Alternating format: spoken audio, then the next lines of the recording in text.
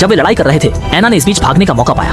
वह जल्दी से एक घनी घास के मैदान में पहुंच गई, पर दौड़ते हुए अचानक उसे एक ताकत ने खींच लिया। असल में उसके भाई ने जंगल की हलचल सुनकर वहां पहुंचा।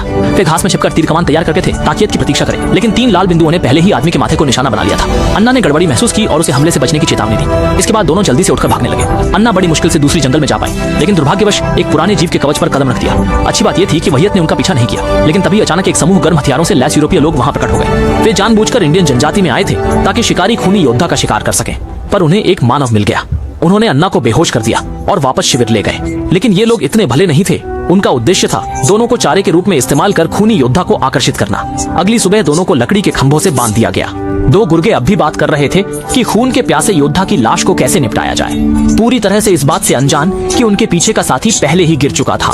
वे पीछे मुड़कर देखा तो पाया कि जमीन पर सबकी लाशें पड़ी थीं। उनमें से एक आदमी डर के मारे चिल्लाने ही वाला था, लेकिन उसे एक लंबे भाले ने दिल के आर पार कर दिया, जो कि लोहे का था। चारों ओर कोई दुश्मन न देखकर लोहे नजर आने के लिए अपना अदृश्य उपकरण हटा दिया और धीरे धीरे प्रकट हुआ, हवा में डर की गंध महसूस करते हुए। वह इस शिकार की सफलता का आनंद ले रहा था, लेकिन उसने अभी कुछ ही कदम उठाए थे कि मेरे पशु कवच पर पैर रख दिया। फिर भूमिगत यूरोपीय लोग अचानक उस पर हमला कर बैठे। उनके बीच में स्पष्ट बांटवारा था। कुछ चेन खींचकर उसे गिराते तो कुछ बड़ी जाल फेंककर उसे फंसा लेते। उन्हें लगा कि आज आग ही नहीं लगी, लेकिन अभी 3 सेकंड के लिए खुश नहीं हुआ था कि एक स्टील के पंजे ने अचानक आदमी की खोपड़ी को भेद दिया। फिर से उसने 2 और शिकारियों को मार दिया और फिर एक धातु का जाल फेंका, जिसने तुरंत एक यूरोपीय व्यक्ति को टुकड़ों में बांट दिया। जानवरों के शिकार के जालों को उसने गंभीरता से नहीं लिया। उसने एक हथियार निकाला और आसानी से खुद को फंसाने वाले जाल को काट डाला, देखते हुए कि वह इंसान जो अभी भी प्रतिरोध करना चाहता था, हंटर ने सीधे ही एक शिकार जाल फेंककर उसे मार दिया।